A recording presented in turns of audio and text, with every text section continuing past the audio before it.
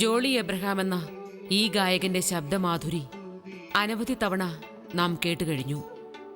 ബഹുഭാഷാ ഗായകനായി പേരും പ്രശസ്തിയും നേടിയ ജോളി എബ്രഹാം ഈ റെക്കോർഡിംഗ് തിയേറ്ററിൽ നിൽക്കുന്നത് സിനിമാ പിന്നണി ഗായകനായല്ല. സിനിമാ പാട്ടിന്റെ ലോകം ഇദ്ദേഹം വിട്ടിറങ്ങിപ്പോന്നിട്ട് 1.5 പതിറ്റാണ്ടായി. പക്ഷേ ഇന്നും ഈ ഗായകൻ സംഗീത ലോകത്ത് തിരക്കിലാണ്. ഭക്തിമധുരമായ ക്രിസ്തീയ ഗാനങ്ങളിലൂടെ സിനിമയെ സ്നേഹിച്ചു നടന്ന ഈ പാട്ടുകാരൻ എന്തിനാണ് സിനിമയെ ഉപേക്ഷിച്ചു പോന്നത്? ഈ ഇന്നലത്തെ താരത്തെ തേടിയുള്ള അന്വേഷണങ്ങൾ മദ്രാസിലെ ഈ വീട്ടിലാണ് ഞങ്ങളെ എത്തിച്ചത്. ഇവിടെ ഒരാൾ ഓർമ്മകൾക്കൊപ്പം നടന്ന് പാട്ടിലെ ജീവിതം പറയുന്നു.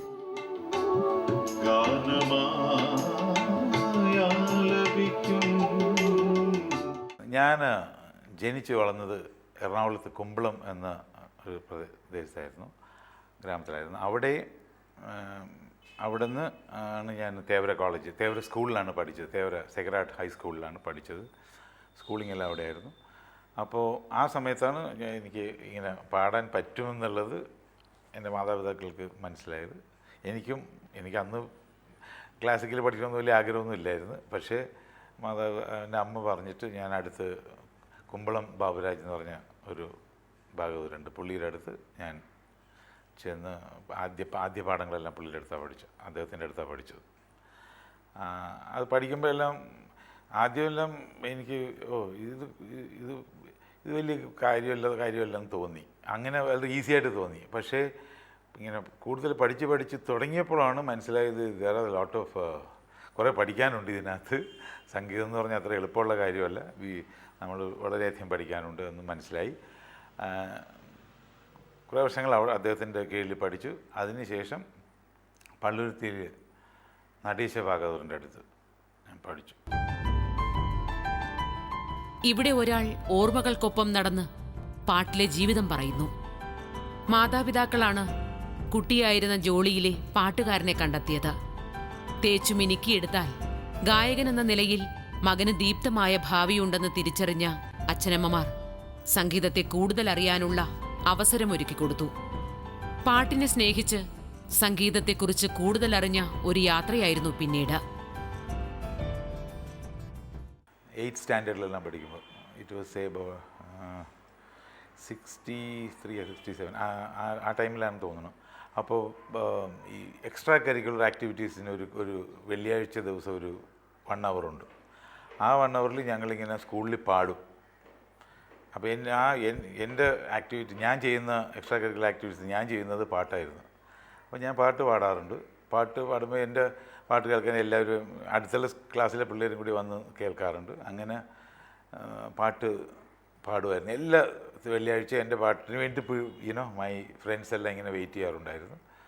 അങ്ങനെ പാടിക്കൊണ്ടിരിക്കുന്ന സമയത്ത് ഒരിക്കൽ എൻ്റെ അടുത്ത് വന്ന് എൻ്റെ മാസ്റ്റർ പറഞ്ഞു, ഈ വരുന്ന ആനിവേഴ്സറിക്ക് ജോളി പാടണം, പാട്ട് സ്റ്റേജിൽ പാടണം, കൂടാതെ ഒരു ഡ്രാമയുണ്ട്, ആ ഡ്രാമയിൽ അന്ന് ഫീമെയിൽ വോയിസാണ്, ചെറിയ കുട്ടിയാണ്, ആ ഫീമെയിൽ വോയിസിലും പാട്ട് പാടണമെന്ന് പറഞ്ഞു. അങ്ങനെ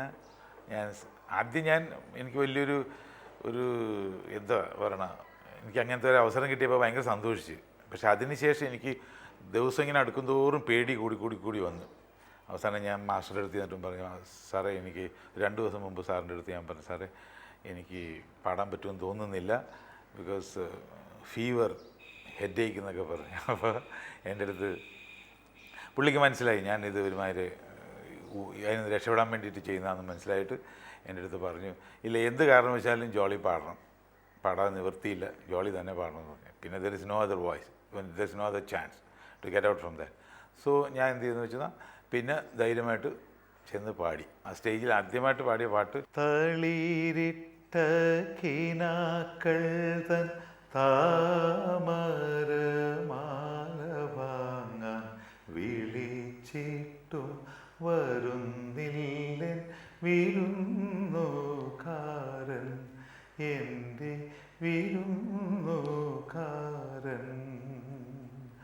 തളിരിട്ട കിനാക്കൾ തൻ താമരമാലവാങ്ങാൻ വിളിച്ചിട്ടും വരുന്നില്ല വിരുന്നുകാരൻ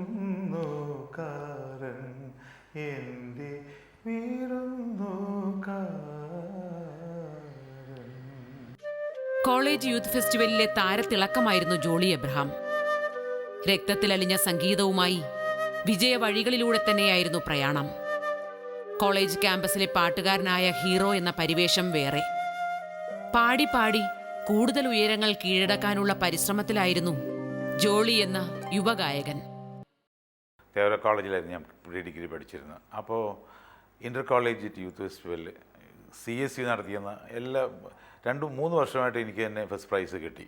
ആ സമയത്ത് എല്ലാ യൂണിവേഴ്സിറ്റി, അതൊക്കെ ട്രിവാൻഡ്രം കേരള യൂണിവേഴ്സിറ്റി എന്ന് പറഞ്ഞൊരു ഒരേ ഒരു യൂണിവേഴ്സിറ്റി അന്നുണ്ടായിരുന്നത്. അപ്പോൾ ആ സമയത്ത് കോമ്പറ്റീഷൻ ഉണ്ടായിരുന്നു, ട്രിവാൻഡ്രത്ത് വെച്ചു. എല്ലാ കോളേജിൽ നിന്നും 2 സിംഗേഴ്സ് പാർട്ടിസിപ്പേറ്റ് ചെയ്യും. അതിൽ നിന്ന് ഒരു ഫസ്റ്റ്. ആ കോമ്പറ്റീഷന് എനിക്ക് ഫസ്റ്റ് പ്രൈസ് കിട്ടി. അന്ന് ഞാൻ പാടിയ പാട്ട് ഞാൻ ഇപ്പോഴും ഓർക്കുന്നു. ഉത്തരാ സ്വയംവരം കഥകളി കാണുവാൻ ഉത്രാടരാത്രിയിൽ പോയിരുന്നു ഞാൻ